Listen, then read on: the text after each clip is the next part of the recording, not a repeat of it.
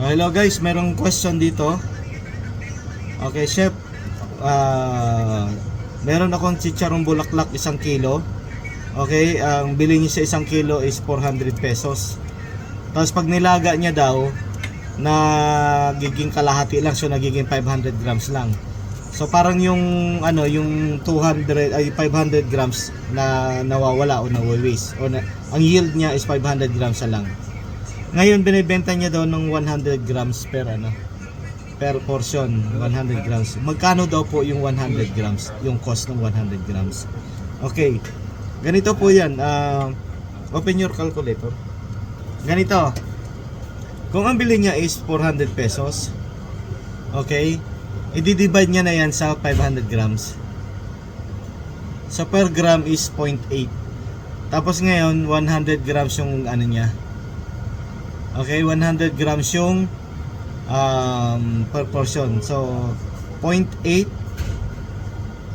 sandali lang, okay, equals 0.8 times 100. Ayan, bali magiging 80 pesos siya per 100 grams. So ito yung pa rin yun, yung 400 dirham, 400 pesos pa rin na 1 kilo. Kahit maging 500 grams yan, i-divide mo pa rin yung 400 sa 500 grams. Tapos itatimes mo sa 100 grams kung yun ang benta mo. So ang cost niya is 80 pesos per 100 grams. Okay, kung ang food cost target mo is 25%, divide 0.25, ang selling price mo dapat is 320 pesos. Okay, sa 25% yon. Okay, ulitin ko.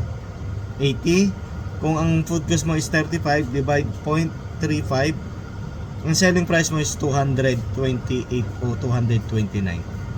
Alright, so yan po yung calculation niya. Papakita ko sa inyo. Okay, 80 divide 0.35, 35%, so 228 o 229 pesos yung selling price. Okay, so I hope na may nasagot akong question at nakatulong po sa inyo. Maraming salamat, Chef Francis muli.